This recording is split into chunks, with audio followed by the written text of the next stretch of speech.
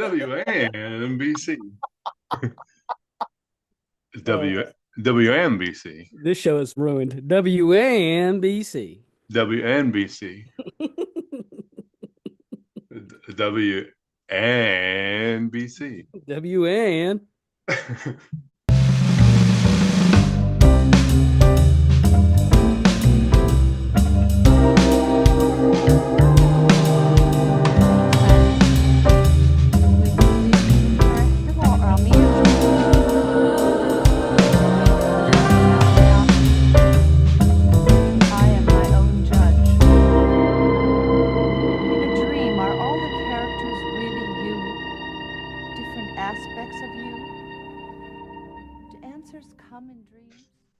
All right, here we are. It's Anthony and Tommy back at it again. Two one-time Twin Peaks podcast hosts who have stepped away and are coming back. And why are we doing this, man? We're doing this for a few reasons. The first reason is because we really wanted to be put in a situation where we had to come up with a name for a podcast and figured, well, one of the best ways to go about it is to actually have a podcast and then record it via video. And eventually a name will just fall out of the sky. Didn't work like that. Hasn't worked like that thus far. Um, the real reason is because we're already doing this show. We're doing this show already. We To do. basically do this in the car almost every other day. So I mean, this we might as well just record the conversations that we're always having. But we have some serious things to talk about, don't we? Well, yeah. So you hosted a fairly successful analytical based show where you would draw out answers from the prominent members of the Twin Peaks, let's call them analysis community, if there's a subsection therein, right? Your John Thorns of the world, your Scott Ryans of the world, your folks that are out there putting books into the world. And you were having discussions about that. We met about a year ago. And since that time, we've kind of kept an active conversation going, prying into a theory that I brought you a year ago now that I developed a few years back, born of 10 years worth of sort of trying on everybody's theories like a Mm-hmm. hat and seeing how they fit and seeing whether or not they'll withstand the weather, right? So that's what we're doing here. We've talked enough about this to sort of have our heads wrapped around what's the angles, what things are missing, how what how should we pry into this? It's entertaining enough when we do it. We find a lot of enjoyment in it. We have a genuine friendship that was born out of a guy that used to watch you talk to folks, right? And so, for those people who have seen your stuff in the past, they know that you got to a point where you had asked pretty much all of the prominent members of that society their theories, and that was it. You kind of got to that to where you were going with that format. But our conversation kept going because we're two buddies who like to sort of pick the thing apart. And at some point, it just became evident. Like, I wonder if is there other people doing this? Are they having their car conversations? Would they like to listen to people doing this? Right on their way home from work, would they like to be privy to the conversation? That's the kind of podcast I like.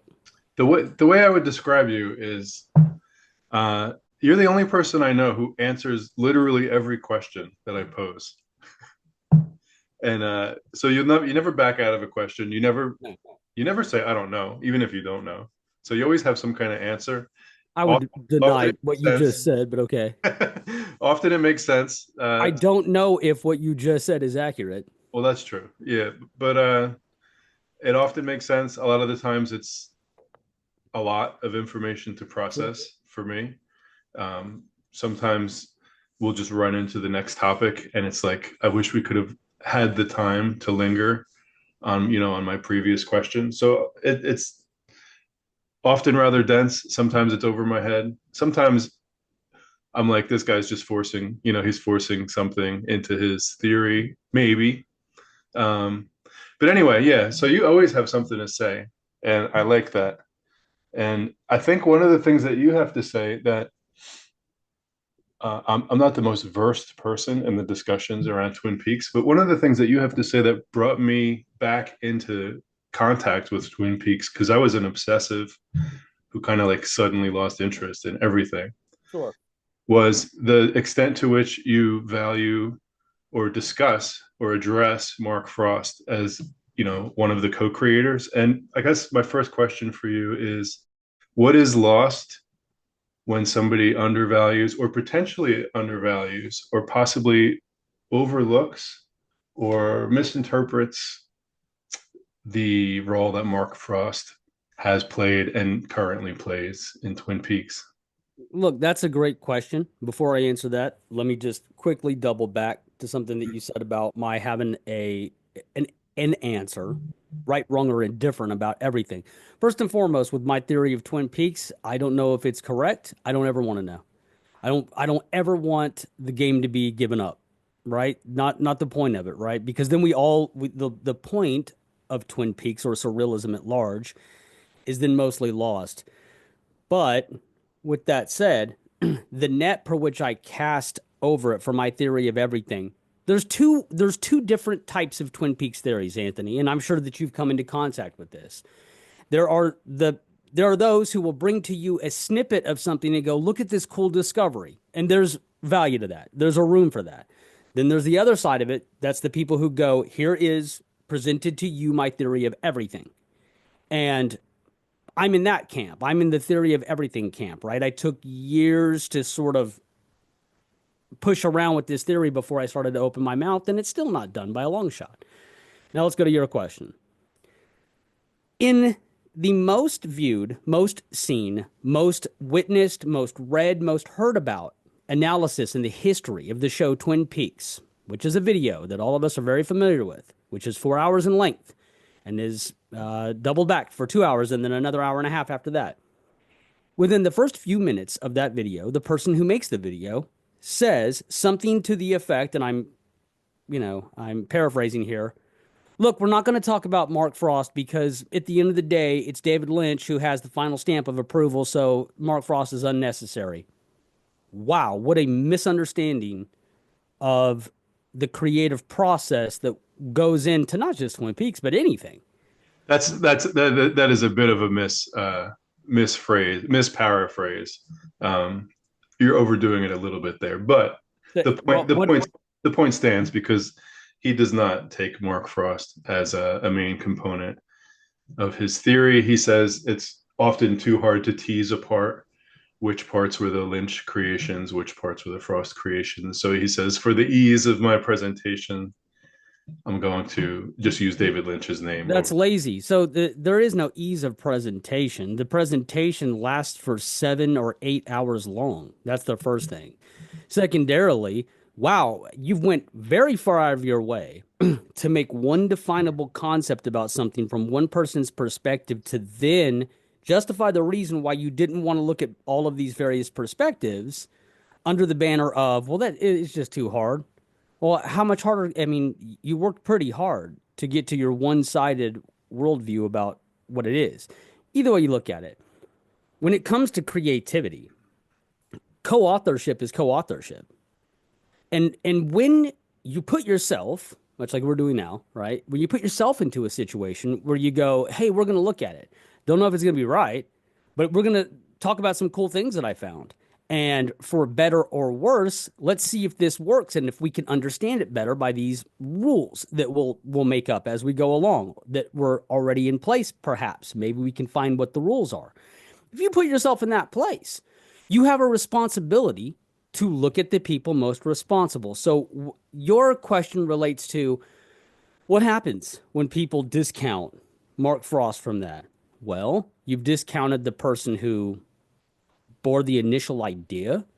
You've discounted the person who was first told of the inciting incident that becomes Twin Peaks, right? It was Mark Frost who knew about the murder that then becomes sort of the infrastructure by which Twin Peaks is built on. You get rid of the guy who is building the lore out of some very substantial things that he's been on record multiple times as saying is under the hood, fundamentally is the lore that's happening in Twin Peaks. The two pillars of that that are most important, I would say, in terms of lore and ideas, Jungianism, theosophy.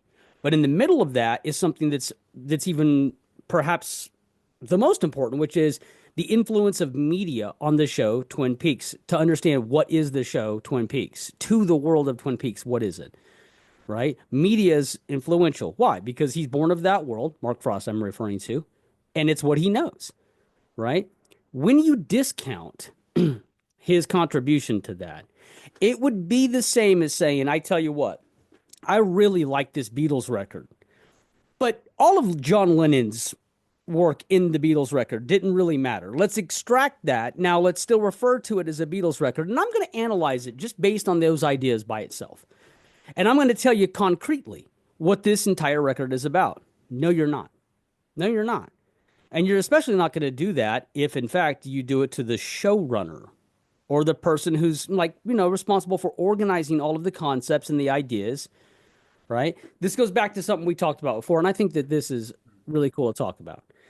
You've encountered in your time as a Twin Peaks content creator, we'll say, people's attitude toward giving credit to Mark Frost, right? You've encountered this before, have you not?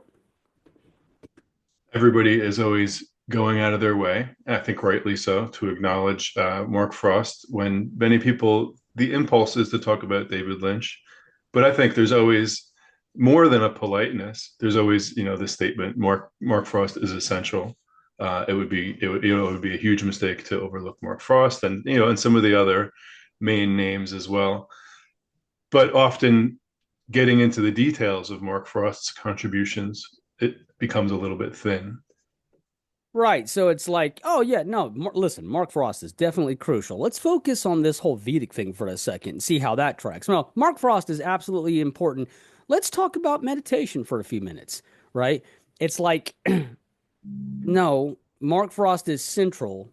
Jungianism is central as an application to the show. Not the Jungian application, but the actual concepts themselves are what you're witnessing. Well, I've heard a lot of people sort of say the Jungianism thing, the Carl Jung stuff is interesting. It's not really for me, or it's kind of a generic framework, analytical framework that could be mapped onto almost any text, and you're going to get certain questions and certain types of answers.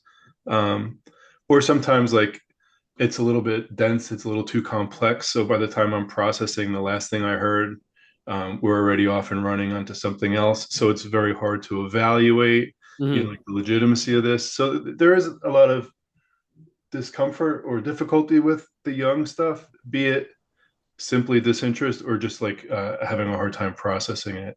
I understand that. And to that, I say it doesn't matter whether or not you're comfortable with the process that the creators of the show used to create the show, particularly the one who bore the idea of the show of Twin Peaks, right?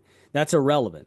What's relevant is if you're trying to process the analysis of how the show comes to be in somebody's mind, which you can't know, it's an unknowable, right? So we should right out of the gate say that, like, look, dude, good, bad, or indifferent. This is an unknowable. However, I think that it has a lot of credit to it when the dude who sits down to organize the thoughts and who's the showrunner says, these are the things that are influential to me. And these are the things that I use to construct the world and ideas that I use. When that person gives you, this person gives you so very little to go on in terms of either David Lynch or Mark Frost. They give you so little to go on. So why would you patently ignore the stuff that they give to you? They say, this is this. Let me say this. So there is the application of Jungianism, right? It's where we take the fundamental concepts of what Jung talks about. Jung is talking about this internal story that we all sort of have. We all share it. He calls it the collective unconscious. We can't really see it. We can't visualize it, right? You can think of it as sort of like a dark matter like facilitation that pumps out archetypes to your personal unconscious, which you can and maybe you cannot see, but they're always there. Your personal unconscious will give you archetypes that are built of things that you are familiar with because they're yours, they belong to you, right? So a person that you saw at the gas station could be the representation of anima, right?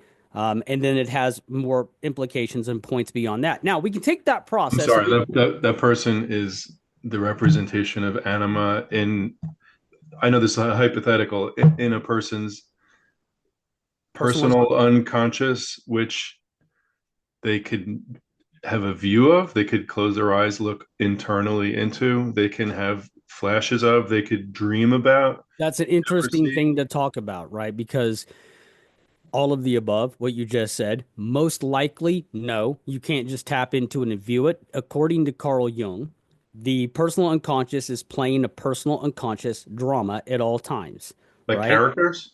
Like characters that are dramatized. They don't see themselves as characters. He is very specific and goes on at length about the fact that they see themselves as being autonomous things like you are, having an existence and a life as you do. And the purpose of all of this that it's happening in your subpsyche is that you're in constant battle to try to individuate yourself, become one thing, get to a place, a station where you're the best collection of you, right? You're in control of the hormones and the patterns and the complexes and the ideas and the traumas and the repressions of you, right? Now, Let me let me stick but with just this hypothetical gas station attendant. yeah, sure. So he's somewhere inside my personal unconscious, living a life believing that he's an independent entity, but he's actually potentially representing a certain concept. He's a symbol or something. So much like Freud is analyzing dreams and he's coming to these, he's saying, well, whether this is right or wrong, to him it's self-evident where he's talking about it and says, look, obviously you're everybody in your dreams. It's your dreams. So yes, clearly you're everybody in your dreams. I don't know that the data now backs that. I don't Mhm. know if that's entirely accurate as much as, you have the ability to sort of philosophize to yourself in the most esoteric of directions when you're dreaming, but whatever. To Freud, he's making the claim that you're everybody inside of that. Now, Jung, who's his good friend, who will become his like bitter rival, but at the time is his good friend, he's taking those concepts, who he's also working on them, and he's going like, there's sort of a when you daydream and you lose sort of the fabric of control of that daydream and it just starts to go on to itself, that's sort of the same place. And when you dream and then you sort of vaguely remember that thing, that's sort of the same place. And sort of when you force yourself into imagining and it feels like it's like almost going to fall apart at the seams because you're not really in control of where that imagination is going, that too is the same place. This place is the personal unconscious. Of the three things that you said, I would say the most credible part is not that Jungianism is somehow a generic blanket that you could lay over the top of anything. I defy you to read enough Jung and get to the concept that is generic. I don't personally subscribe to Jungianism as Mark Frost does and calls himself a Jungian, which is a different position than I've read Jung or I like some of Jung's ideas. Mhm. It's a worldview, my man, right? It's a complete worldview. Could that be a self-identifying tag as a storyteller as opposed Yes, to a it worldview? absolutely yes, and as a person. Mhm. But the most important thing you said is, yeah, dude, it's so complex that sometimes it's really hard to wrap. I mean, there's a reason why Jung was so prolific, right? Because these ideas he's trying to deal with. Think about what I mean. If we just gave like a really layman's, what is Jung trying to do here? Jung's trying to figure out why do cultures that have never met, why do all of these people come up with stories that for better or worse are trying to get to the same moral tale? How does that happen? Is that built inside of us? And then he goes on to this whole thing about they're built inside of us. The archetypes that we all have are the same with different faces, manufactured by a place that we all share unilaterally called the collective unconscious, which if you think about, very much like the connected field, like the field of consciousness, right? There's similarities there. Walking in the door, this is what Mark Frost believes. Now, there's a difference between you and I are going to watch The Godfather, and we go, hey, let's apply Jungian ideas to it. And we can sort of see, like, what did Coppola struggle with? Like, where did these ideas come from? Not that he actually used those ideas, but he has a collective unconscious, and here's where these archetypes, Yeah. they all get brought up. That's one way of doing it. When people apply Jungianism to a work, that's what they're doing. That's not what I'm saying is happening here. And that's not what I'm doing. What I'm saying is Mark Frost specifically placed Twin Peaks as the personal unconscious. It is the drama. It's the application itself that Jung talks about, right? It's not, oh, there is a collective unconscious that Mark Frost has, and that became a story because we all have a collective. I'm not saying that. What I'm saying is he's actually starting with an idea. I want the personal unconscious to be shown to you. Mhm. And it's going to be the personal unconscious of a dreamer, right? It's a dreamer, quote unquote. And I'm going to show the archetypes and I'm going to give a reason for why this would have happened. Maybe it's a disassociation, probably is, because it was caused by trauma. But with that said, let's show you the repressions then that go into that. Let's show you the anima and animus. Let's show you not just the archetypes of them as archetypes. That's a different thing, dude. How do we know? How do we know that at least somewhat like what somewhat idea would I have had to go, let's start that journey? I think this whole thing is basically about Carl Jung's idea of the personal unconscious, and then it's a grab bag of things that these guys like. You can stuff in there because that's what happens in your own dreams. What would Yeah. make me think that? Well, Well, hold on one second, please, because okay. so are you saying that the characters in Twin Peaks, and specifically the characters within the town of Twin Peaks, are most of them, if not all of them, literally symbolize different archetypal elements of a human personal unconscious, the type of archetypes that almost, if not all, human beings have, although the faces, of each individual's, each the clothes and face that each individual would put on those archetypes would be different. But is this sort of the standard panoply of archetypal types that are in the show? Is that not kind of only not only am I saying that, but I'm saying that if you go searching for the answer per which archetype that it is that you're looking for, you can damn near align the character's motivations with something that Carl Jung has written about. Damn near specifically. It's so scary close to it that it's like the information is just shooting back to you, right? But has he Let me let written me has he let me written give you a has example. he written so much stuff that you could always make some connection to something he's written? Well, let me give you a good You example. know what I'm I saying? I can't forcibly make anima animus or animus anima. That And also, I please define those two terms for me, please. okay. And I'm So sorry to interrupt you. It's important for me. So, okay. So there are esoteric terms, as you're aware, because this is sort of what you do for a living.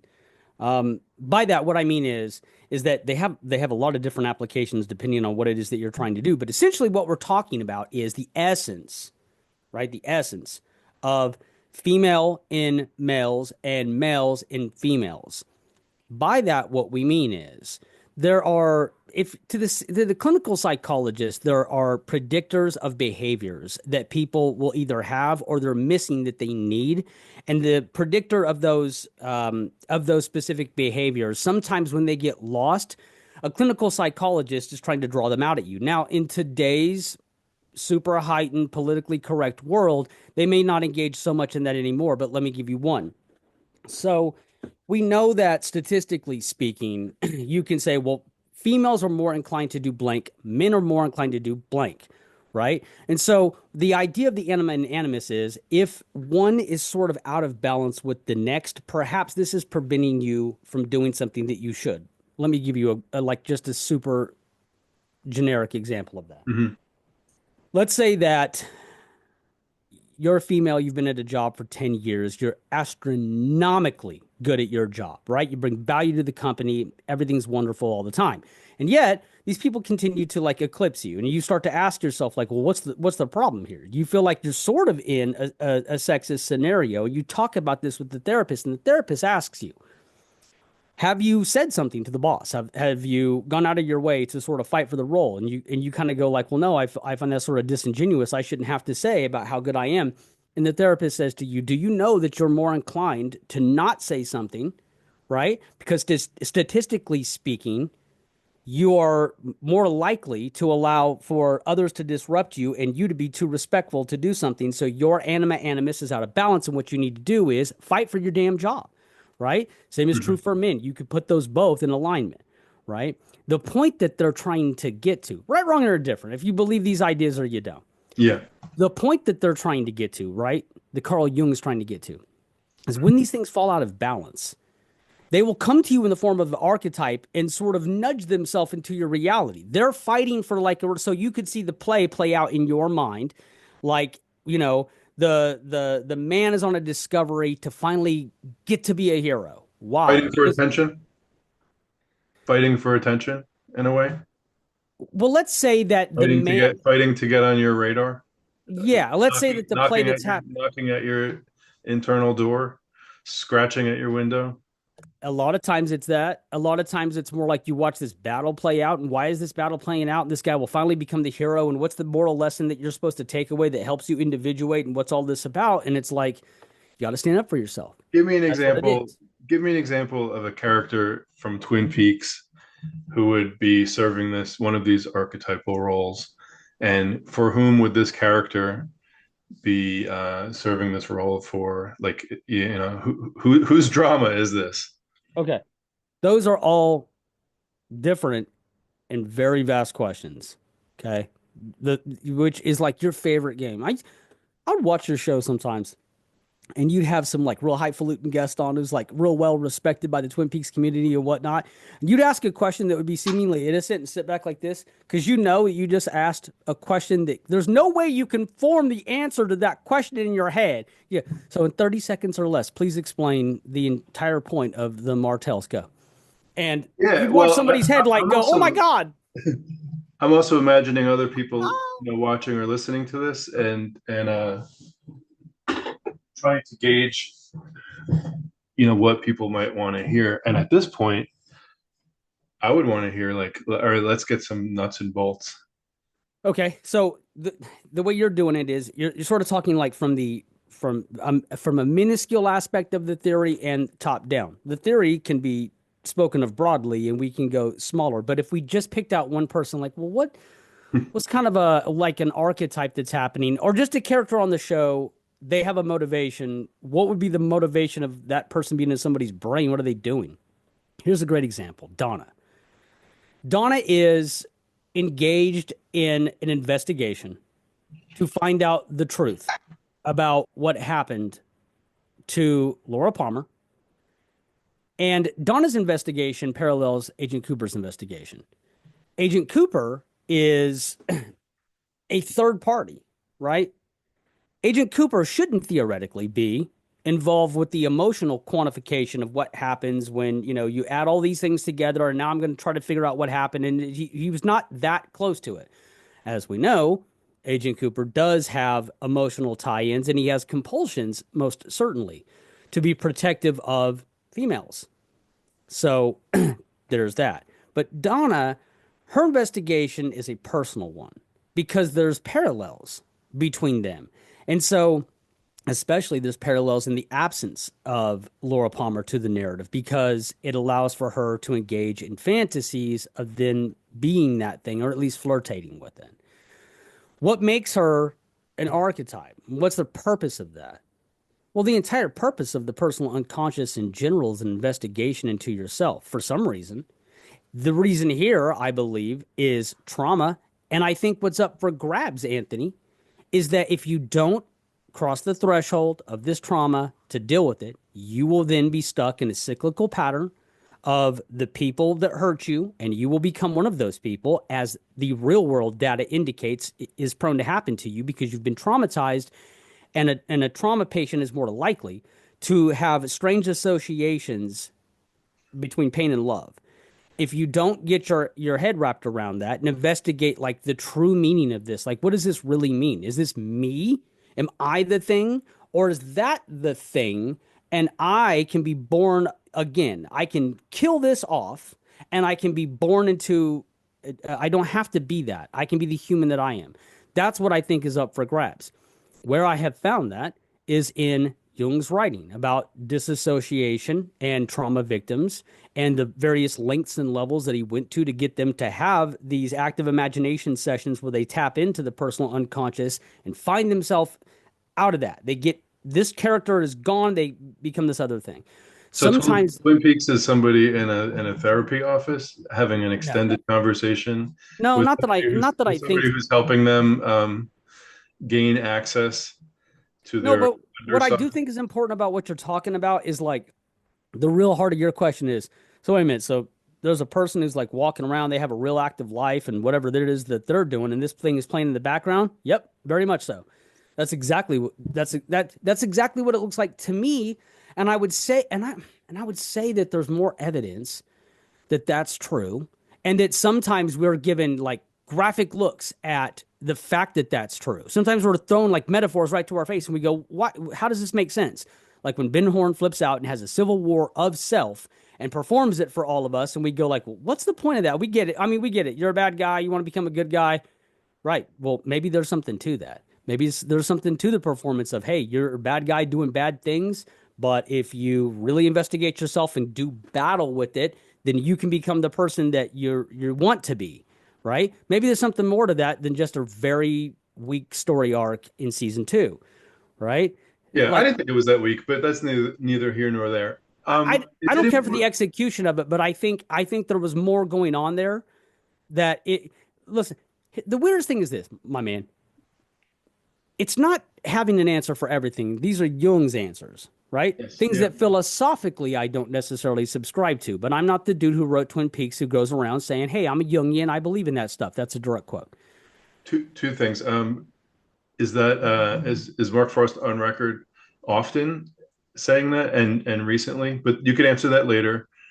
And my other question is it important for you to name the archetypal function that Ben Horne played? Like, do you want to stick a label on that? Or are you more interested in investigating the behaviors and the possible functions that these characters serve? I well, in the course of this show, however long we do this together and what have you, we are going to drag out so many terms where you go, "Isn't this crazy?" Like Carl Jung has this term, and he seems to be talking about this character that couldn't have possibly made sense to you in any other way. But if you read what Carl Jung is talking about, suddenly that character, the narrative of what they're doing, perfectly aligns with what's happening in the show, right? So we say, well, isn't that just blanketed over the top of things? And it's like a good example of that is like synchronicity and the reason why it happens, and then Agent Cooper specifically telling you about two separate events, and he's reciting Carl Jung to you, right? Talking about the shadow and what happens in the battle of the shadow and how it's an internal thing and what the ramifications are if you don't do that in a way where you're prepared for it, and rather you come to it with a level of fear. And then if the shadow takes over, what can happen? What a shadow, Carl Jung term, right? It's his. He created the entire concept of the shadow. Jungianism lives in Twin Peaks. There's no question about that. There's no question about whether or not Jungianism lives there. The question is how much, and I think it's way more than people have. Because look, it's a dense amount of material, dude. Like I one time made a joke on my own show. I said like this is people who watch Severance. Here's the barrier of entry, and it shows you like you've got two pictures up, and you're looking at the stuff in Severance. People who watch Twin Peaks, the barrier of entry, and it's me at the library, right? And it's like, it's true. If you really want to get into it and you're going to investigate a theory that's like this vast, then what I want to avoid is it just being so generalized where you go like, I don't know. I mean, could it really be that? We're going to run into Yeah. terms. We're going to run into terms where a character who made no sense to you before, certainly not to me, all of a sudden it's like, I understand exactly what they're doing. I know exactly what they're doing based on this, right? Because more times than not, dude, the ideas that Carl Jung has, syzygy, synchronicity, the parallels of anima, animus, crossing the threshold to get to different psychic places, the black, white, and red. All of these things exist in Jungian terminology. Was David Lynch on board with all this? But before you answer that, um, I know professionally you are a songwriter and a story and a writer in general who is often composing for other people, sometimes freelancing, sometimes in partnership. So I know you know a lot about like the co-writing thing, and I imagine you have a fair amount of empathy for Mark Frost, just coming from that position. So just to circle back to my first of two questions, was David Lynch in your estimation on board with a lot of this stuff? And then my second thing I wanted to say was uh, when you said there was a reveal at the very end of Twin Peaks season, like at the very end of this series, and we actually meet who the dreamer is at the very end. That was interesting a little bit at first, and then over time, that really sort of got its hooks into me a little bit because maybe it's a catch-all, but that is the thing that allows all the many permutations of weirdness and hard to explainness to sort of make sense. So, but anyway, go to the Lynch thing first, if you don't mind. Yeah, it's a very tricky thing. Um, And I'm not a writer, by the way. So, and I'm not a co anything. So I don't really have that viewpoint. yeah, it's strange though, right? Because what you do for a living essentially is you teach not just the construct or the application of writing, but you teach the significance, right? The historical value, the methodology, especially methodology in its historic context where it didn't exist previous, suddenly a brand new method of conveying stories, but how they're all the same, right? Um, so you do have your head like firmly wrapped around these these ideas of like applying your methods of writing. Yeah, I don't know. I asked you about the way that you've come into contact with conversations about Frost, no pun intended, and the way that you see people do things. And you said you seem to find that people give a lot more credit. I don't know if you're just being kind about it, dude. I've watched many times where people lose their absolute shit over the idea that you're somehow besmirching the good damn name of David Lynch by issuing credit to Mark Frost for the way that things went down. That when we research it and when we drag kind of quotes out from the time, like who at the time is talking about what they're doing to put things together and like where are these things coming from and stuff, and it's like it's been my experience that somehow you're attempting to harm the legacy of David Lynch by giving Mark Frost the narrative credit or the credit of the lore that he himself has claimed is the way that things went down. And I didn't hear a lot of people officially involved with that scenario deny it, right? That's Mark Frost. So here's the guy that goes like, look, when it comes to like lore shit and working it out and talking about it and like Mhm. what are the psychological like ramifications of it? Something, by the way, he's not afraid to tell you that either. He's not afraid to tell you that there is psychology that's happening on the screen. Something's psychological, right? I watched him in the 80s, in the late 80s, right? Or, I'm sorry, in the 1990 talk on a cable access show of all things, where he's talking about Bob as a psychological being. He's a metaphor. That's his word. And I just thought, wow, this is the most I've ever heard him say this. But what is the ramifications of that? If Bob is a metaphor and people can see him, well then what's everybody else? If you told me that that thing is a metaphor, you went ahead and said it, right? And what's funny is he must have got, even though not a lot of people saw that, he must have gotten his hand smacked for that one, right? Because never again do we really Dylan like, oh, Bob's a metaphor, right? But at the time, he's going like, well, didn't I have a conversation where I'm going like, well, maybe he's just the evil that men do. Wait, what guys who saw him? You're saying that he's just the evil that men do. Why would you say that? Huh? I wonder, right? And it's like, If somebody reads some information from the Vedas, for example, yes, into season three or any other part of Twin Peaks, as I have done, the yes, little that I know, you know, with great benefit, by the way, sure, with richness, no one's going to complain. No one's going to yeah, critique. And I don't really, honestly, I don't really know very many Twin Peaks fans. I know maybe the six or seven people that I've talked to on camera, and maybe one outside of that. So I am not tapped in. I'm not really. like on the Reddit and whatnot. Yeah. So I don't really know like the vast conversations. However, if somebody said this is what Mark Frost has said he's interested in, these are maybe beliefs he has alluded to or outright claimed, Yeah. and then to look for some of that stuff in Twin Peaks, that might be met with a little more resistance than Yes. we've listened to David Lynch talk about TM and whatnot, and I could listen to him all day on that topic, and then maybe looking for some of that in the show. So why the discrepancy in your opinion, if you had to guess, Well, or is let there me, a discrepancy? Maybe no, I'm well, just there's a correlation between what the question you just asked me and sort of finishing my last thought, okay. which goes like this. Nobody's taking shit away from David Lynch, right? You can't, there's no way you can possibly deny the accomplishment of Mulholland Drive, which is completely just in other words, self-generated. You can't take that accomplishment away. Clearly, he doesn't need anybody's involvement to make something. I'm a big Inland Empire fan. They're sort of a divisive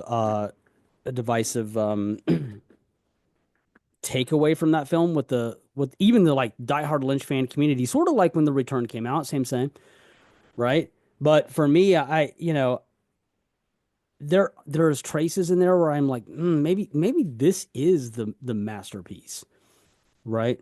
My point in saying that is there's nothing you could do, there's nothing you could say about all of the various people who are part of like helping with dialogue or helping or directing the show or putting together Twin Peaks. There's nothing you could say about those folks that would somehow deter from what Lynch did when he set the template for the show. You're not going to tear that down. So why do I think that people get temperamental when it comes to credit? I think it's a weird leap where they instantly go like you're trying to take away something from David Lynch, right? David Lynch himself has gone on record as saying that parts of Twin Peaks are not his Twin Peaks, right? So what that means, David Lynch himself has no problem with revoking his own credit from that big stew and going, I ain't claiming that, right? Some of the things, by the way, that he disassociated from, I'm like, well, that actually does kind of help the lore. Also, Mark Frost famously sort of felt that there was no reason to go backward, that they'd satisfied what they had done. He felt like, hey, you want to make a sequel or you want to continue the story, if you want to move it forward, perhaps I can be on board with that. In terms of going backward and looking at this, Lynch did both. Look, especially from a physics perspective, where he gets himself into the places of superposition in Fire Walk with Me. You know, nobody's taken away anything from that. But in their quest to not take that away, what happens is you do hear those kind of comments. Oh, well, Mark Frost is really important, right? And it's Let that's me ask you something. Is is it possible that these two lead creators of the show are driving the same train car on different tracks, or driving different train cars on the same track, however you want to talk about it? Whereas in Mark Frost's head, potentially, the whole Jungian drama is taking place. In David Lynch's head, um, some other type of narrative is taking place, and yet it manages to work. Um, and also, I guess on top of that, was the young thing present from the very start, in your opinion? well. Let me ask you, because otherwise we're we talk a lot, and yeah, a lot of times it's what very strange. Like we're comfortable with this conversation. We're comfortable with like you like to ask questions and see just how far, you know what I mean, that I've gotten down one train of thought. And then Mm-hmm. sometimes you go, well, what about this? Or sometimes the way you ask another question is actually you infusing sort of a brand new piece to what the lore could mean. When you look at and by the way, Frost never directly said, "Yeah, Jungian." That's the whole damn thing is about that. What he said Yeah. is that these are the things that influence me, and these are the things that I use sort of to be the flooring, right? Then he said things like, I'm a Jungian. I believe in that stuff. I point to that quote because that's this moment where it's like, if somebody tells you my worldview comes from Mhm. Christianity, there you go, right? You understand what that means. They go, my artwork is influenced by Christianity. You understand what that means. Sure. So that's what I'm applying here. But what do you think? Do I you think think, that they're doing two things to the same means that fit? And then I'll tell you what I think. yeah, I do. I think they each have their sort of storytelling comfort zone, and it's possible that one of them is more of a formalist as far as storytelling goes. And I wouldn't even say which one. And I'm not sure if I'm even using that term correctly, but I don't mean that in terms of I guess formulaic in some way, but not in a derogatory way. But like for example, you like to use the dual narrative approach for songwriting, which is something that is from another era, and very few people are using it now. But that's at the heart of your storytelling approach. And I think Mark Frost and David Lynch probably have different sort of comfort zones, home bases. Um, I don't really know a lot about the terminology. I know you and I Well, have and to your point, you and I have talked about surrealism, and I think David Lynch might be more comfortable in that realm, which is interesting because that's another way of sort of dipping underneath the surface. But anyway, go ahead. well, to your point, if I'm using the dual narrative songwriting style, it all falls to shit if that first layer, the first narrative, doesn't just lay itself out A, B, and C. When you listen to a song, you understand it, right? If you never engage with the fact that there's a song happening underneath that, that some of these things they satisfy like a total metaphor in general. Mhm. If you don't ever come into contact with that, that's fine. You got the point of the song, everything's fine, right? If you understand it from a multi-layered perspective, then that's cool too, right? Maybe you appreciate it more. Maybe it doesn't. Maybe none of those things reach you. I don't know. But so to your point, somebody's got to like put these things. They got to file these things down. So do we know that that happens? Well, yeah, we know that that happens. We'll take an idea like Judy, right? So Judy, the thread of Judy is left unattended to because it doesn't exactly play out the way that it was going to, right? The idea of putting the idea of Judy into Fire Walk with Me goes from Josie's sister and whatever that's going to mean. There was different iterations, but that doesn't matter because it didn't happen. So then it's there, right? So do I get the impression that Mark Frost, based on what we know about his books and, especially his books on Twin Peaks, but his books, do I get the impression he's a completionist? Yeah. Yeah, I do. Right. And I think most of us do. But also, Mark Frost's interests are not interests that would come from, let's say, copywriting, right? His interests are things that come from a more mystical flavor. Now, sometimes people get Carl Jung confused for a mystic. He's not. He's trying to figure out how do such things come into existence? Why do you need an origin story of mystic in mythic proportions? And they do, and they do, and they do. And why are they similar? What, you know what I mean? How does various aspects of monotheism come into being? And when polytheism is the way, how in the world did you guys who don't even know that there's these different lands, how did you all come up with your own? That's what he's investigating, right? And then he goes into sort of maybe this is embedded into us. I don't think he means that from like there's a cloud that lives above us, and in that cloud, this is where the archetypes fall into our brain, though some people do. I think what he is actually getting on about is your cognitive ability, your evolutionary function of cognitive ability has very similar to things that it's going to do. And so internally, you're living a monologue and a story, and perhaps story is the central thing to humanity. Perhaps what differentiates us from everything is our narrative and this drive to tell narrative, and that we create narratives to satisfy, like, why are we here? That's what he's getting at. Why narrative of all damn things? Why did we use that? Why is that the propulsion of the thing that makes us cognate? That's what he's getting at. So when we Some talk shit about world. Yeah. when we talk about two guys having their ideas, Can we say for a fact that things have happened in this show where one guy looks at it and goes, "That's not my idea"? Yes, we just got through quoting it. When Lynch sees some things of the show, he's open about the idea. That doesn't position the show in a way that gets to what his point is. Well, what does that mean? Mark Frost approved the things that happened, so clearly he had a point. And now Lynch is saying, well, I have an alternate point. Those things don't satisfy said point, which means, yeah, there is sort of proof that this is happening. Now, how can this work? How can two guys write something to different means? This is why you brought up my songwriting. And I told you in the past, maybe this is a car conversation. A lot of times when I'm writing with people, I'll have an idea and I'll know what's important about a song is that you sort of know where it's going. What's important about a story? If you're talking to your students, you got to know where you're going.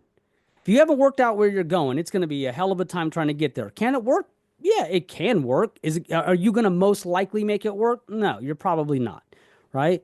Unless you're Hunter S. Thompson, and those have mixed results as well. No. So an important thing is, hey, where are you going? Because that will kind of tell you what's my point of doing this. Sorry about that. I just sneezed. So when I'm writing with somebody, let's say that I have my ending in mind. Let's say I have the title in mind. Let's say I kind of know what this song is about. I've brought enough to the table so that I know this writing session is not going to fall all to hell. We can at least have an idea that has a place to go, Mhm. right? The job is for me to pitch the idea and listen to what your take on this concept is, right? I don't want to shut you down and stuff so much into this session that whatever good idea you would have had, I suffocated it out of you, right? I don't want that. But at the same time, I need to give you just enough guardrails so that you understand how we can get to something together without it just being a complete mess, right? I think in the case of Lynch and Frost, the guardrails were so wide it tolerates a lot of different concepts. But let me get there.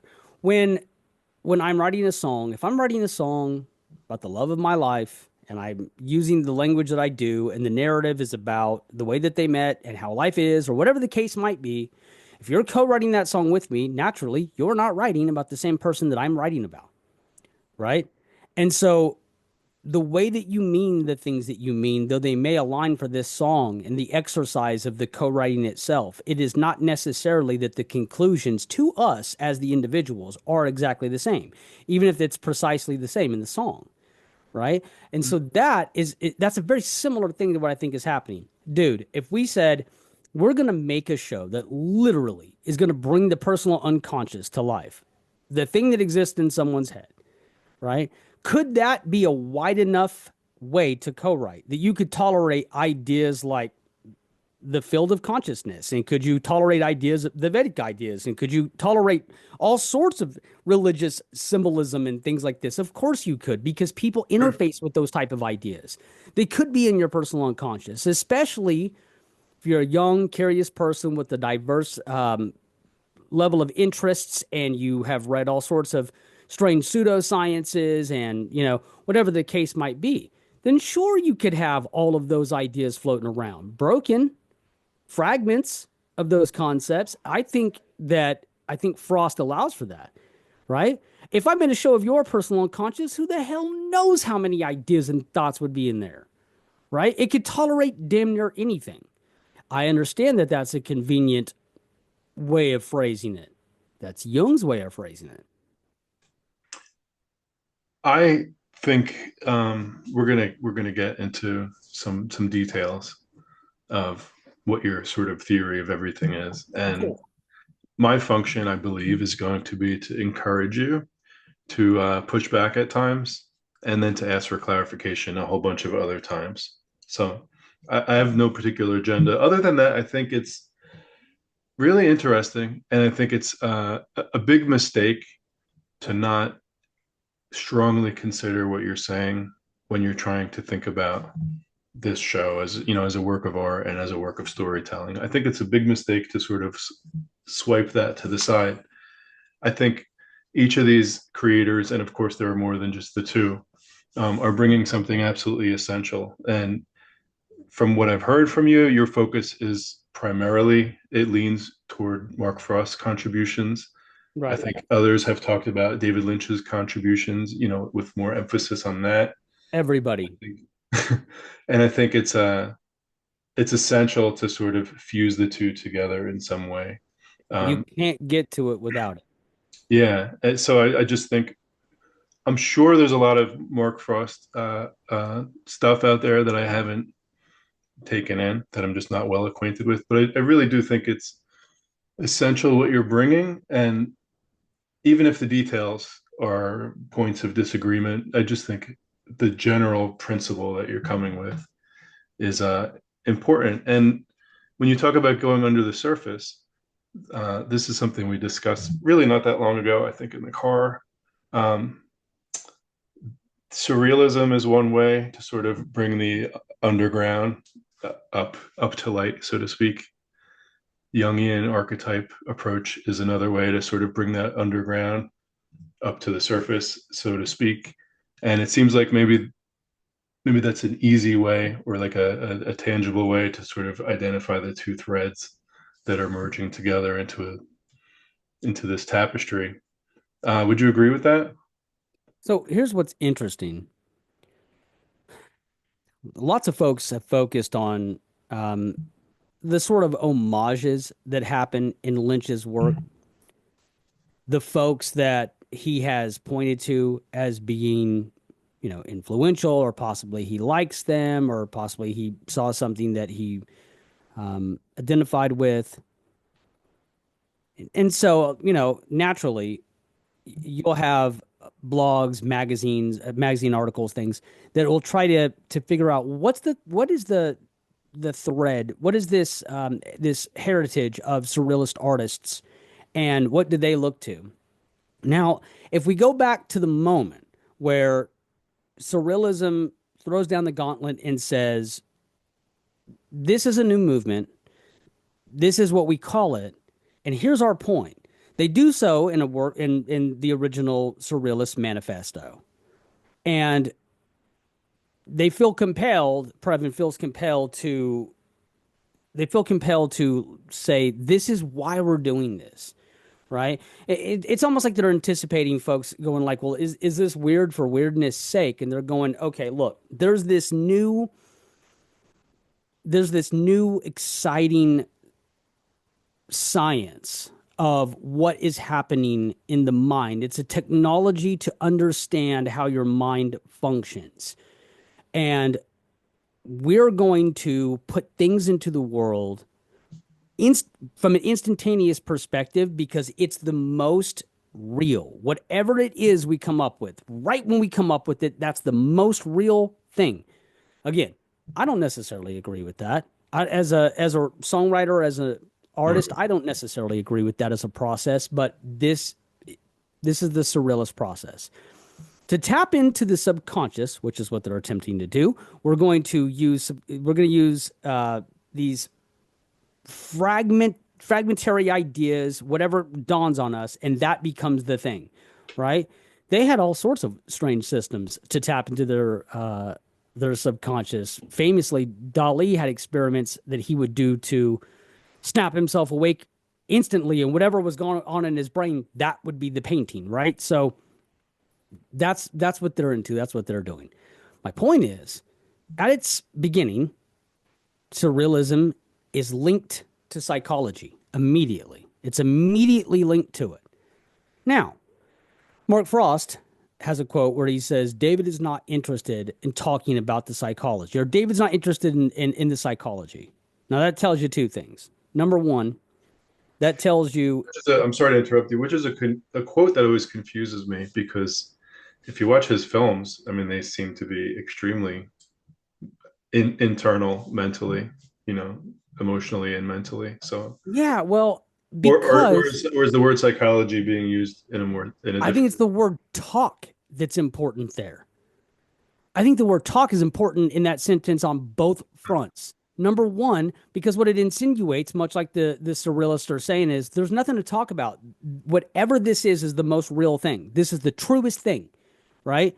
That tells you that Lynch sort of operates from that 1920s principle of what is surrealism, right? And note, there was plenty of surreal work since the beginning of time. The idea, though, is this for surrealism is not just something that is ethereal, something that is inexplainable. It's not that. It's that now with this emergence of clinical psychology, we are the surrealist, and we're going to bring about the subconscious, the things that are repressed, out into the world. That's a different thing.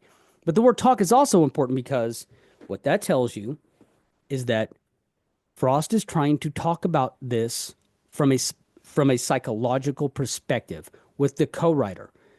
Why does he need to talk about this from the psychological perspective? If it's just a narrative, it's a world, it's anything. It's LAPD this, right? It's whatever the case might be. Then you talk about the beats of the show. You talk about you talk about the characters' motivations. Why do the characters do these things? Frost is attempting to talk about the show from a psychological level. Why does he need to talk about the show from a psychological level? Because it's deeply embedded into it, I would believe. That's why he's wanting to have those conversations. That goes back to what you're saying about, like, yeah, well, he's sort of the archivist of the lore. He's trying, he's trying to go like, okay, let's pin this down, this, that, and the other. And Lynch is like, nah, it's fine. You know what I mean? Which, great. I don't think that Lynch does that as much as people think. And a lot of that stuff is on the page, right? Not always, but a lot of it is. And so when you look at the parallels between the two of those ways of being, you've got one guy who's operating from a psychological perspective who calls his worldview Jungian, right? And then Jung's buddy who defines what dreams and repressions and all of these things are, for better or worse, whether or not we have a referendum on all of his ideas in today's day and age, right? He is the major inspiration for the surrealist movement, which then sort of grows up to become the things that we see now. It's hard to say, dude, like me and you watch Severance. It's hard to say, do those folks have any relationship to, like, when they set about to make surrealism, they like the things that they like and they're inspired by it. But do they know that those things are inspired by the things that are inspired by Freud's work? Or is it what Jung would say that it is, where these ideas sort of they become part of your DNA and your evolution, and you quest for the same thing, to show that which can't happen to better explain that which does, right? Which is sort of the point of surrealism. They're on about the same point, but the surrealism is about the subconscious. If you're a surrealist, you are showing the subconscious. So there seems to be a middle ground as co-writer. So if I'm right, if you're in Mark Frost's position, what I'm saying is, and you go, okay, show about the personal unconscious, archetypes and whatnot. I need like a reason, a conflict that this drama exists, and we can get into what I think the conflict really is, right? But anyway, it's like I need a conflict, I need all this stuff, and clearly, like, the way that Lynch will approach it is from these perspectives. But boy, there sure are some parallels between the way he feels about what would be the united field and what would be the collective unconscious, and how you would interpret that, and how the personal unconscious does. And so I think we can work this out. I think we can get to a similar place. Didn't always work for them. Didn't always work for them. Conflict free, right? Would have been interesting to see how I think David Lynch was supposed to do something with Star Wars at some point, which is sort of classically Joseph Campbell. He was never going to do that. He's got a beautiful story that all the Lynch folk has heard about.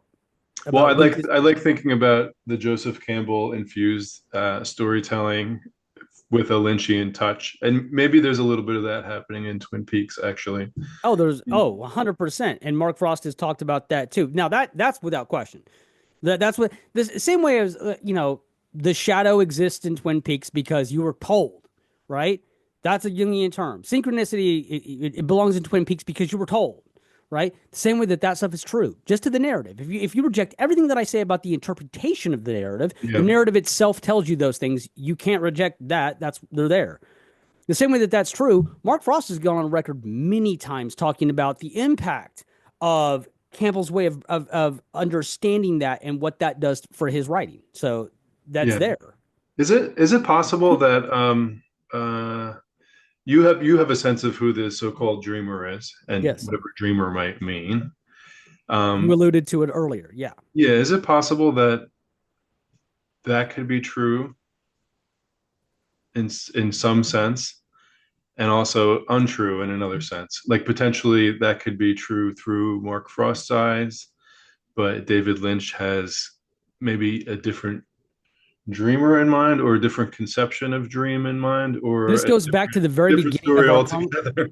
this goes back to the beginning of our conversation where you accused me of having an answer for everything, but there is one place where nobody may have an answer. I'm not the first person to implicate this is all a dream. We've been told, look, it's baked into the show. I think most of the Twin Peaks fan community would agree that it's a different cognitive reality. You've said that you've run into plenty of people, prominent people, who don't agree with that. I don't see how that could be the case if you've ever seen the show, but okay.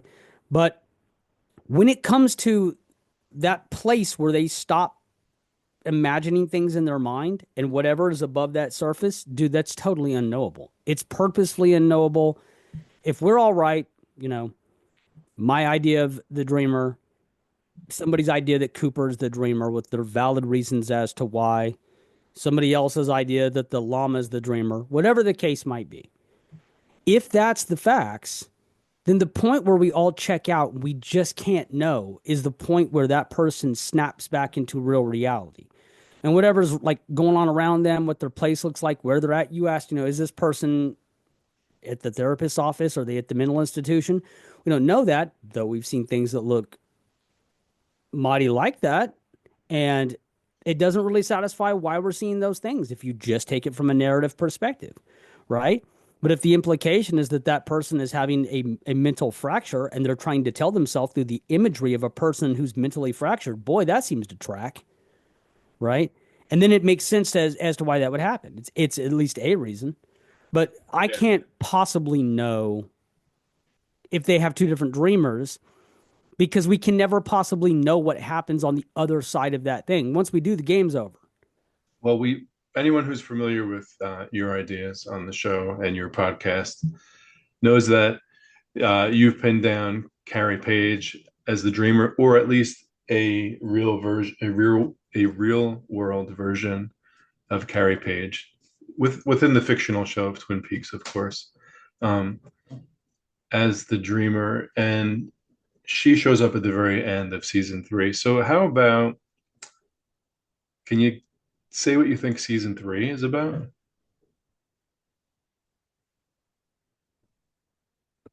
few days ago, I messaged you and I'm going ape shit. I'm like, you're never going to believe this. You're never going to believe this.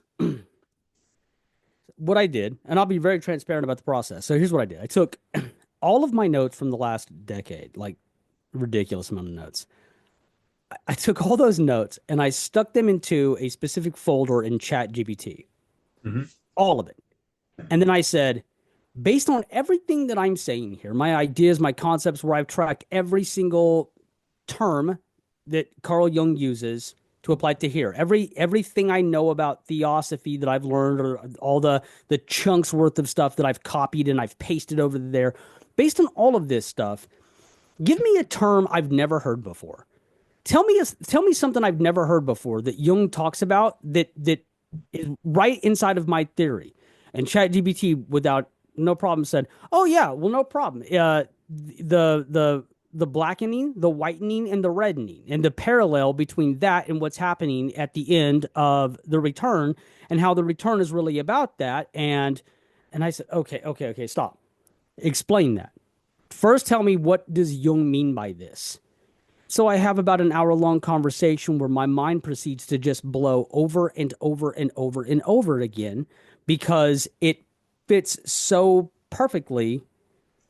I mean, it look, if that is an accident, my, what a hell of an accident. So I think you can track this is what the narrative is about. And excuse me just one second. I'm sorry to interrupt, but you shared this with me. I was in the middle of doing housework. I didn't have time. I quickly Googled uh, the whitening, red, blackening, and reddening. using the technical term that you gave me, and then I saw something else. There's like a yellowing, and then that made me think of possible golden seeds. But we'll come back to that. But I know the yellowing part, which I don't know what that is, Okay.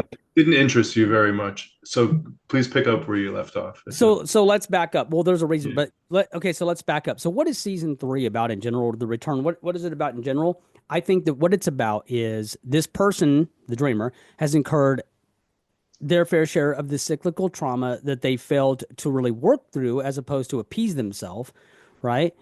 And it's come back into their life, or it's the definitive feature of their life, and they are now ready to individuate. Now, what does Carl Jung mean when he talks about individuation?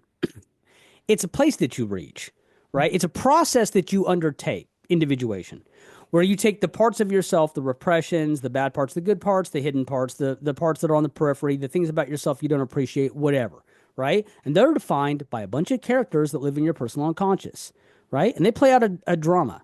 They do battle, if you will, right? And whichever wins, that's the thing you're going to become to reach what he calls self with a capital S. What is that? That's you. That's who you are.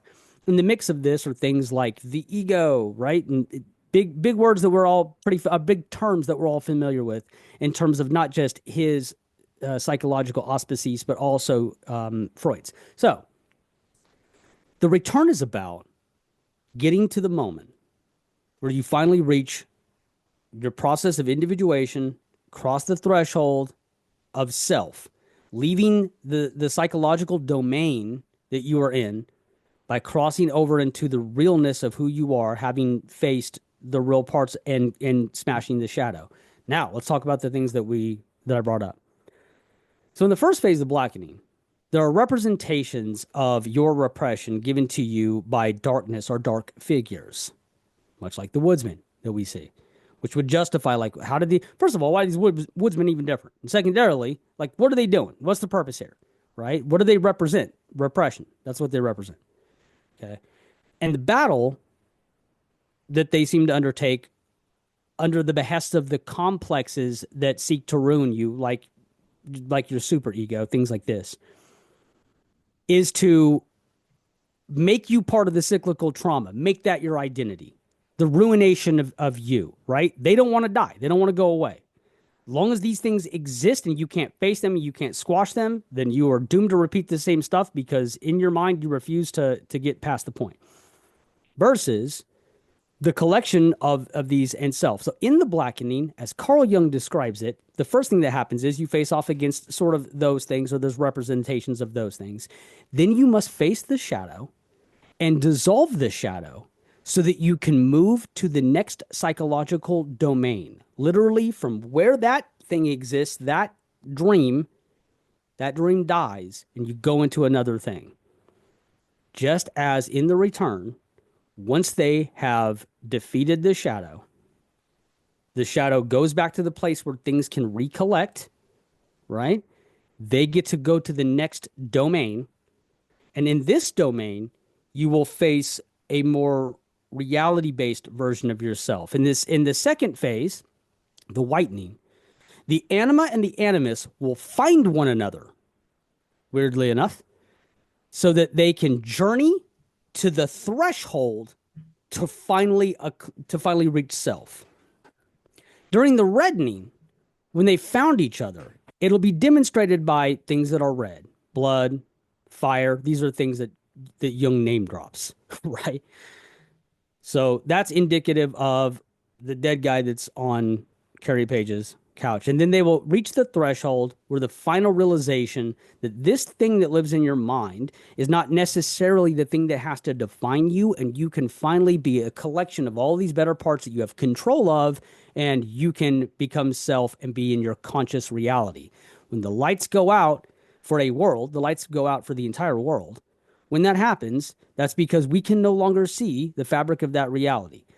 I called you so stoked about this concept because I'm like, well, shit, you could lay this right over the top of this thing and not be wrong. I mean, you don't have to try very hard. You don't have to try very hard to go like, this is what it is.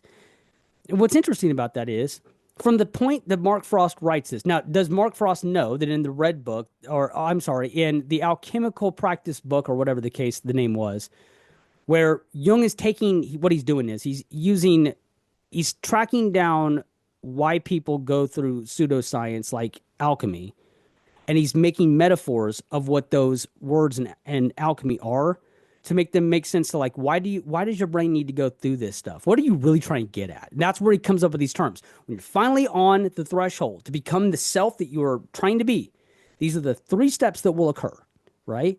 The blackening, the whitening, the reddening. So when I called you with that stuff, the reason why it was so significant is because you think about Mark Frost writing this stuff. By the way, when you called me, I think I was randomly sending you a text because I just had like a random Twin Peaks thought, and that's happening more often nowadays. It was really gone for a while. But hold on, and what I said was it was just like a random thought. You know, there's a white lodge, supposedly. There's a black lodge, and there's a red room. There's a red room. And I was like in the midst of texting that when you called, so that was a synchronicity in itself. And I'm like, you know, what are these colors all about? Now, did your answer satisfy my question? No, not really. And even at this moment, I have questions about it. But it's actually, it does. Watch this. The reason why Jung's choosing those colors is because they align with the theosophical ideas of the White Lodge, the Black Lodge, and then the reddening, where he's getting that is from the fire and or the blood of sacrifice. So actually, he's pulling it directly from that place, which is precisely the same place that we get these names from. But I think isn't the red room a Lynchian thing?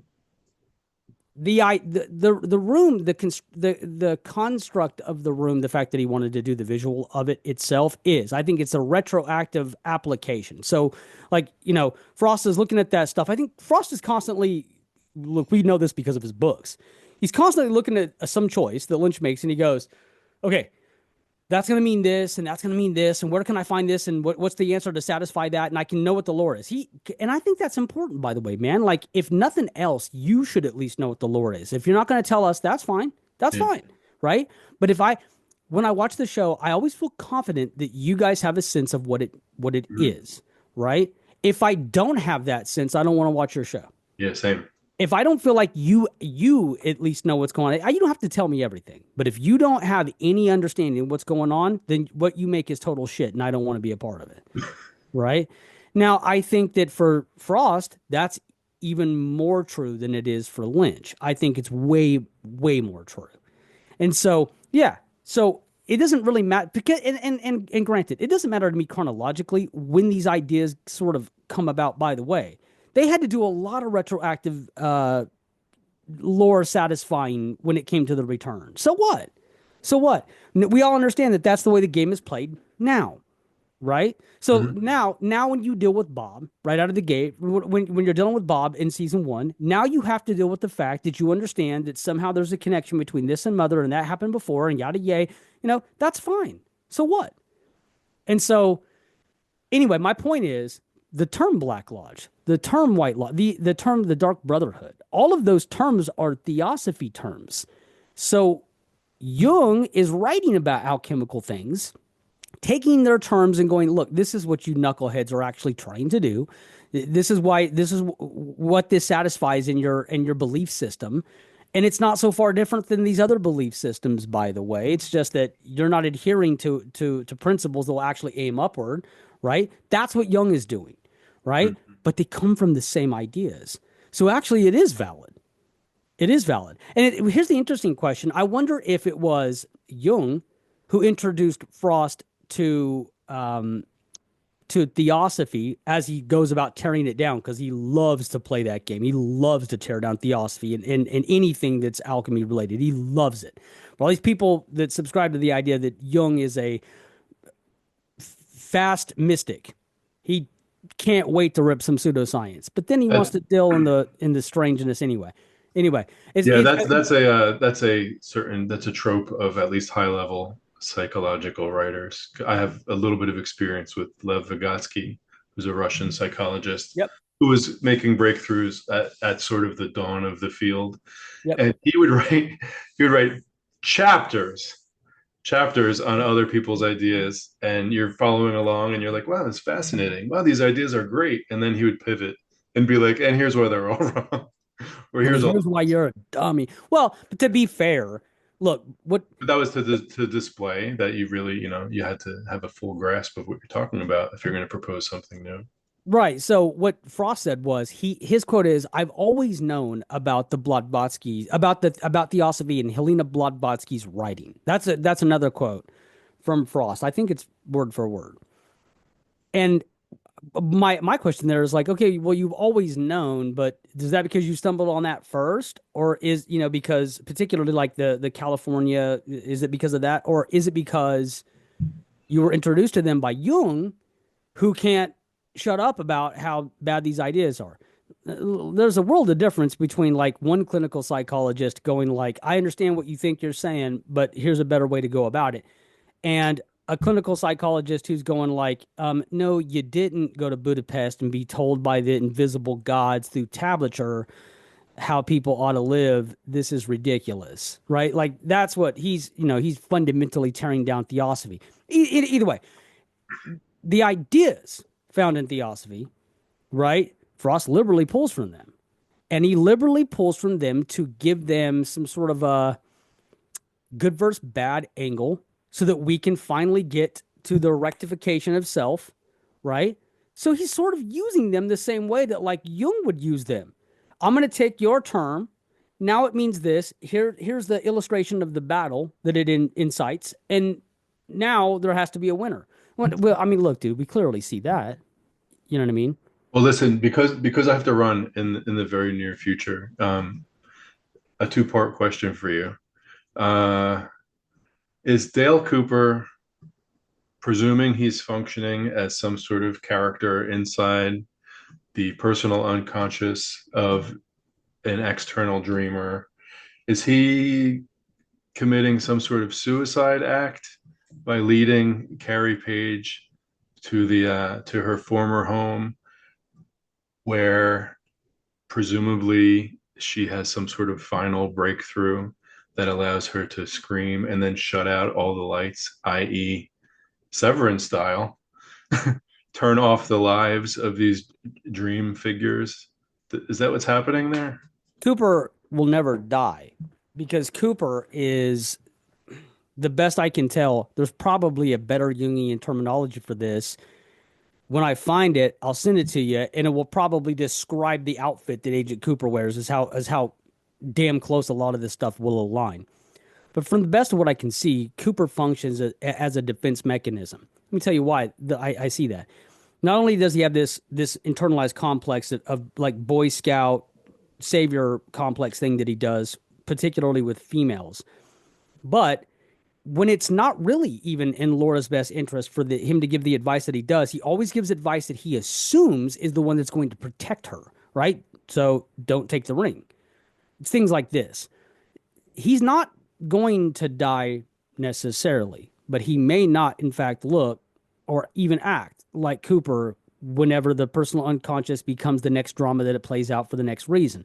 I would assume that Jung thinks that the obtainment of self is an ongoing game because every second you become different. You have a brand new collection of ideas that are thrown at you, right? I assume. I don't think that there's a point where your personal unconscious just goes away because you're done learning. You're done now. Yeah, But there's becoming and there's being but simultaneously. Cooper clearly doesn't know like what he's supposed to do. Now, that's another key piece to when we talk about the reddening. During the reddening, according to Carl Jung, time and space will fall away and your personal unconscious will be confused by sort of the time elements of things. Really? Wow. If that's a coincidence, that's a hell of a coincidence that Agent Cooper doesn't exactly know what year he's in, or that he's even questioning the fabric of that, right? Because Cooper, as the defense mechanism at that point, is being rendered irrelevant, I think. And so Carrie Page is going to reach self and go into her world as the real Carrie Page, dreamer slash whatever. I don't know. She could be Roseanne Barr as far as we're concerned. It doesn't really matter. The person who's dreaming, right, which I believe is Carrie Page because she's the brand new representation of the person that this all now revolves around. I think it's actually Carrie Page. That's for a different day. But Cooper goes back to the room right? The image that we see is of those two things as It archetypes. doesn't mean he goes back to the room. It's the next thing that's shown to us. So it could just be a flashback. It seems to be a flashback to an earlier scene, just in slow motion. Nope. Here's the reason why I flat out reject that. We come into contact with that moment so much, Anthony, I think because that moment is sort of eternal. These archetypes in the way that they act with one another, right? At the The waiting room or something. yeah, sort of like the like the archetype of the ego, perhaps is what that is, or at least like its purest deduction, the anima and animus. They go back and like they're always in that cyclical moment. We see that moment all the time. That moment's eternal, and sometimes I think those archetypes are deployed to do what they need to do. They go out and they're part of this battle of self and individuation. But I think in their resting environments, this is what they are. The defense mechanism doesn't need to be there if you're going to choose shadow. If you're going to do the bad things in your life, you're going to let the worst of your instincts take over. The defense mechanism ain't nowhere to be found, right? Because the shadow's out there. And in your external life, the way you process that is, well, you're drinking too much. Well, you're staying up too late. Well, you're doing this, you're doing that. You're doing these bad things you know otherwise, right? But when it's time to get your shit together, you got to start to defend that thing inside of you, right? Why should I not? And in order to do that, you've got to sort of participate with the ego to go, I'm more valuable than this, right? You can't let that thing win, but that's what I sort of think is happening there. Sometimes I flirt with the idea that that is perhaps an archetypal representation of the collective unconscious. The red room is an is like it's like the personal unconscious's own representation of what the collective unconscious could be. We know it's not the Black Lodge because David Lynch said, I've never shown you the Black Lodge.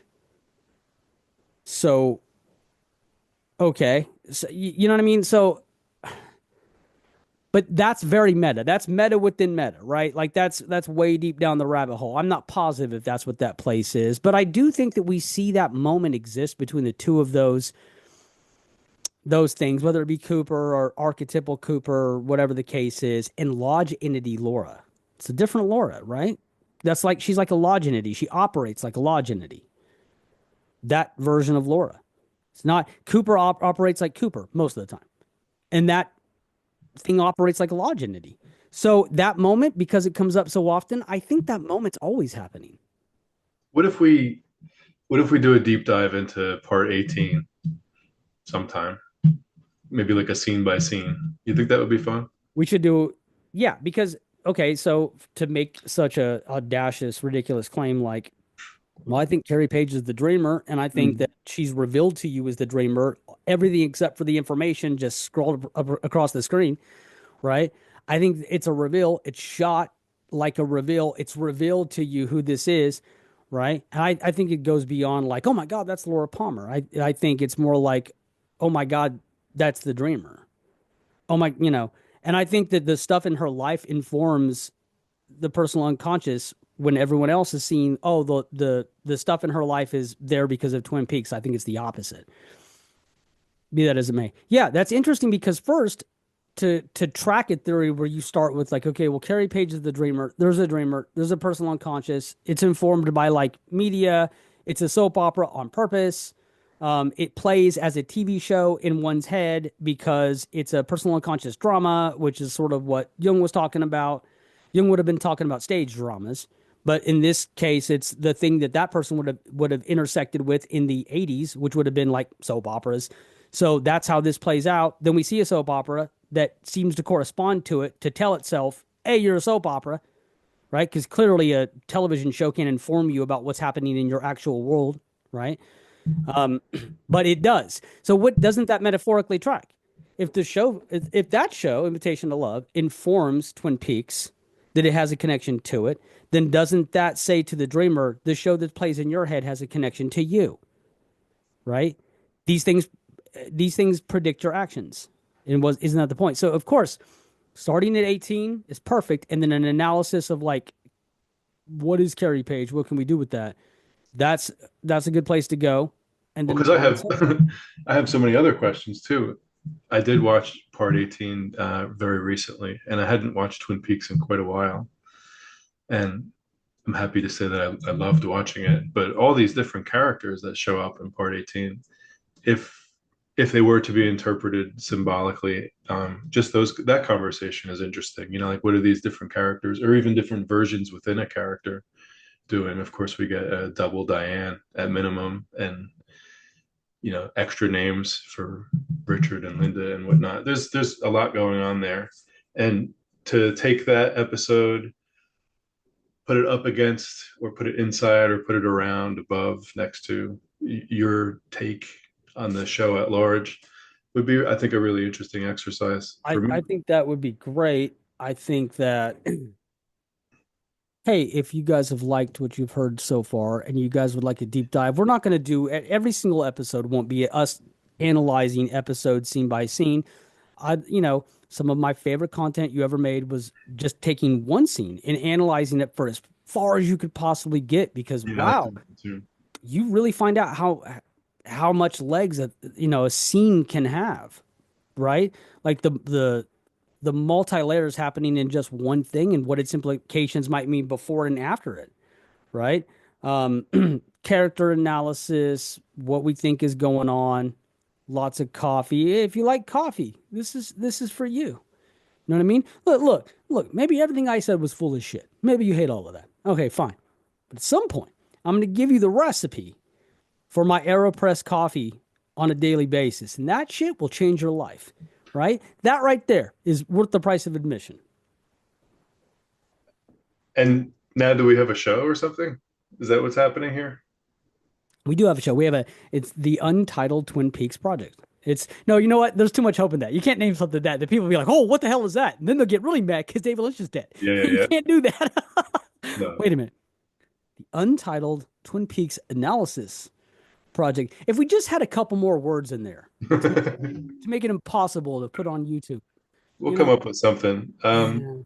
I gotta say, this is very much right along my comfort zone, because I'm used to just asking people questions and trying to get at what they think and processing what they're saying while also listening and thinking about new questions.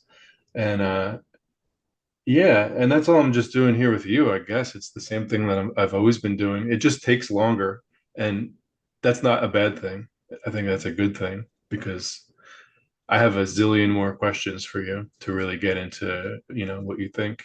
And that always has an impact on what I think when I hear other people who are interesting.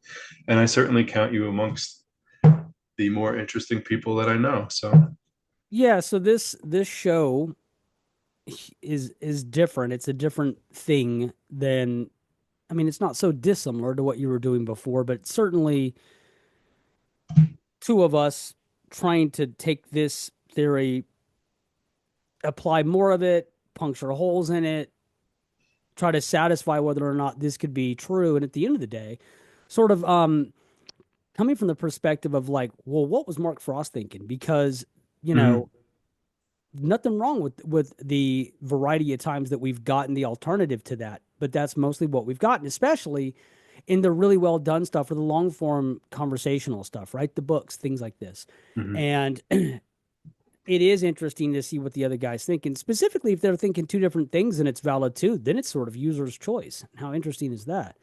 Well, listen, if we get into part 18, which I would like to do in the not too distant future, I'm going to give you my first question right now. All right. Awesome. And it is, I'm going to read it. Let's see. My eyes are my eyes are changing like radically. Is it fair to look at other David Lynch works for insight and clues into part 18? And if so, what do you see? Don't answer now, but that's going to be my lead question for when we do that episode, if we do that.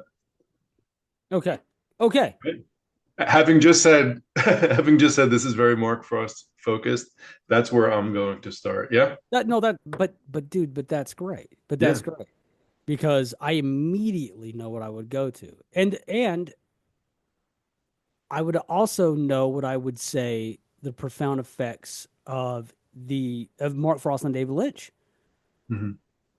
I think that exists, and I think that we can track that too. We'll Looking get forward to it. yeah.